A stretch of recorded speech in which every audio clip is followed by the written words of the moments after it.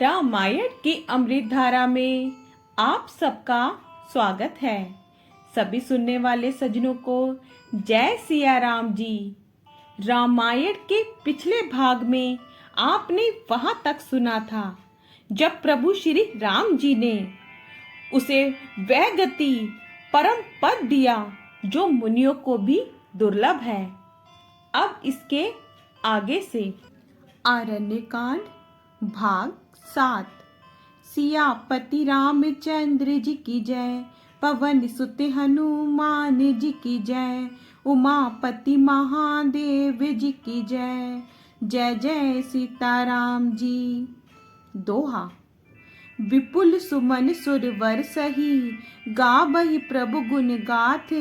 निज पति दीन असुर कहू, दीन बंधु रघुनाथ। सियापति रामचंद्र जी की जय, दीन बंधु रघुनाथ। सियापति रामचंद्र जी की जय। देवता बहुत से फूल बरसा रहे हैं और प्रभु के गुणों की गाथाएं स्तुतियां गा रहे हैं कि श्री रघुनाथ जी ने ऐसे दीन बंधु हैं कि उन्होंने असुरों को भी अपना परम पद दे दिया। दुष्ट मारीच को मारकर श्री रघुवीर तुरंत लौट पड़े। हाथ में धनुष और कमर में तरकश शोभा दे रहा है। इधर जब सीता जी ने दुष्ट भरी बाणी मरते समय मारीच की हाँ लक्ष्मण की आवाज सुनी तो वे बहुत ही भयभीत होकर लक्ष्मण जी से कहने लगी, तुम शीघ्र जाओ, तुम्हारे बड़े भाई संकट में हैं। लक्ष्मण जी ने हंसकर कहा, हे माता सुनो, जिनके भ्रुकुटी विलास भौं के इशारे मात्र से सारी सृष्टि लय परलय हो जाती है, वे श्री राम जी क्या कभी स्वप्न में भी कष्ट में पड़ सकते हैं। इस प्रकार जब सीता जी कुछ मर्म वचन हृदय में चुभने वाले वचन कहने लगी, तब भगवान की प्रेरणा से लक्ष्मण जी का मन भी चंचल हो उठा। वे सीता जी को वन और दिशाओं के देवताओं को सौंपकर वहां चले जहां श्री राम जी थे। रावण सुना मौका देखकर सन्यासी के वेश में श्री सीता जी के समीप आया, जिसके डर से देवता और दैत्य तक इतना डरते हैं कि रात को नींद नहीं आती और दिन में भरपेट अन्न नहीं खाते। वही 10 सिर वाला रावण कुत्ते की तरह इधर उधर ताकता हुआ चोरी के लिए चला। काकभूषुंडी जी कहते हैं कि हे गरुण जी, इस प्रकार कुमार्ग पर पैर रखते ही शरीर में तेज तथा बुद्धि और बल का लेश भी नहीं रह जाता। रावण ने अनेकों प्रकार की सुहावनी कथाएं रचकर सीता जी को राजनीति, भय और प्रेम दिखलाया। सीता जी ने कहा, हे गोसाई सुनो, तुमने तो दुष्ट की तरह वचन कहे। तब रावण ने अपना असली रूप दिखलाया और जब नाम सुनाया तब तो सीता जी भयभीत हो गईं।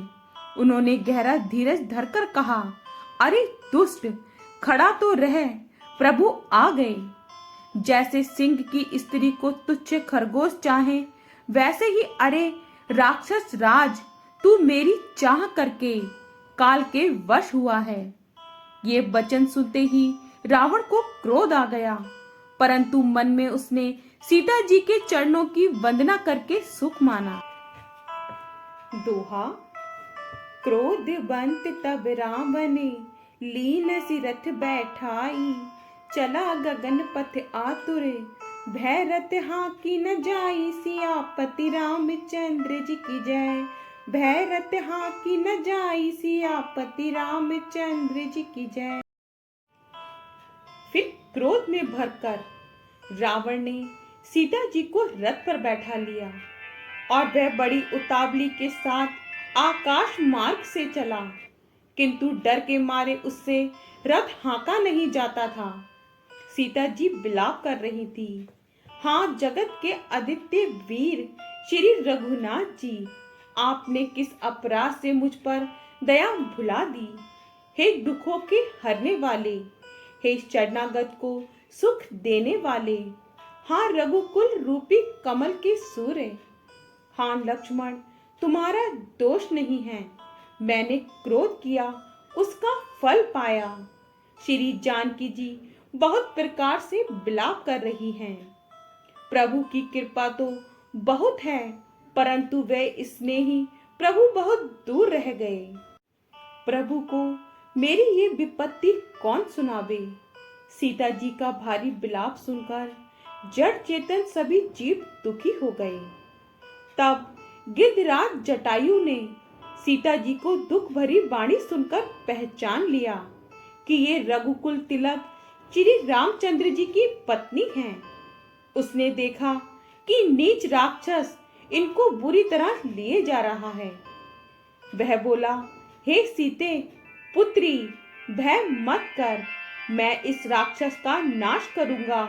यह कहकर वह पक्षी क्रोध में भरकर रावण की तरफ दौड़ा।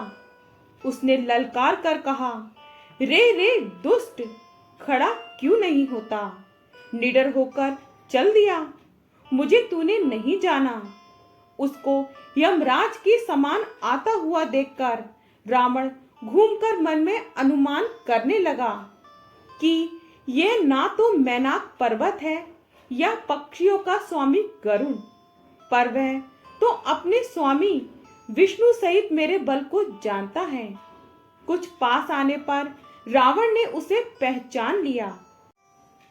उसने रावण के बाल पकड़कर उसे रथ के नीचे उतार दिया। रावण पृथ्वी पर गिर पड़ा। गिद्ध सीता जी को एक और बैठाकर फिर लौटा और चोंचों से मार मार कर रावण के शरीर को विदीर्ण कर डाला। इससे उसे एक घड़ी के लिए मूर्छा हो गई। तब खिसियाए हुए रावण ने क्रोध युक्त होकर अत्यंत भयानक कटार निकाली और उससे जटायु के पंख काट डाले। पक्षी जटायु श्री राम जी की अद्भुत लीला का स्मरण करके पृथ्वी पर गिर पड़ा। सीता जी को रथ पर चढ़ाकर रावण बड़ी तेजी के साथ चला। उसे भय कम न था। सीता जी आकाश में विलाप करती हुई जा रही हैं। पर्वत पर बैठे हुए बंदरों को देखकर सीता जी ने हरि नाम लेकर वस्त्र डाल दिया। इस प्रकार वह सीता जी को ले गया और उन्हें अशोक वन में रखा। दोहा, हारि पराखल बहुविधि, भय अरु प्रीति दिखाई, तब अशोक पादप तरे, राखिसी जतन कराई, सियापति रामचंद्र जी की जय। राखिसी जतन कराई, सियापति रामचंद्र जी की जय। सीता जी को बहुत प्रकार से भय और प्रीति दिखलाकर जब वह दुष्ट हार गया, तब उसने सीता जी को अशोक वृक्ष के नीचे रखा। जेहि विधि कपट कुसंग संग, धाई चले श्री राम, सो छवि सीता राखी उर, रटती रहती हरि नाम, सियापति रामचंद्र जी की जय। रटती रहती हरि नाम, सियापति रामचंद्र जी की जय। इस प्रकार कपट मृग के साथ श्री राम जी दौड़ चले थे। उसी छवि को हृदय में रखकर वे हरि नाम, राम नाम रटती रहती हैं। इधर श्री रघुनाथ जी ने छोटे भाई लक्ष्मण जी को आते देखकर बहुत चिंता की और कहा, हे भाई, तुमने जानकी जी को अकेले छोड़ दिया और मेरी आज्ञा का उल्लंघन कर यहाँ चले आए। राक्षसों के झुंड वन में फिरते रहते हैं। मेरे मन में तो ऐसा आता है कि सीता आश्रम में नहीं है। छोटे भाई लक्ष्मण ने श्री राम जी के चरण कमलों को पकड़कर हाथ जोड़कर कहा, हे नाथ, मेरा कुछ भी दोष नहीं है। लक्ष्मण जी सहित प्रभु श्री राम जी वहां गए जहां गोदावरी के तट पर उनका आश्रम था। आश्रम को जानकी जी से रहित देखकर श्री राम जी साधारण मनुष्य की भांति व्याकुल और दीन दुखी हो गए। आगे का भाग कल।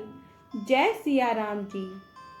आपको पसंद आए तो लाइक शेयर कमेंट्स कीजिए और हमारे चैनल को सब्सक्राइब कीजिए। जय सिया राम जी।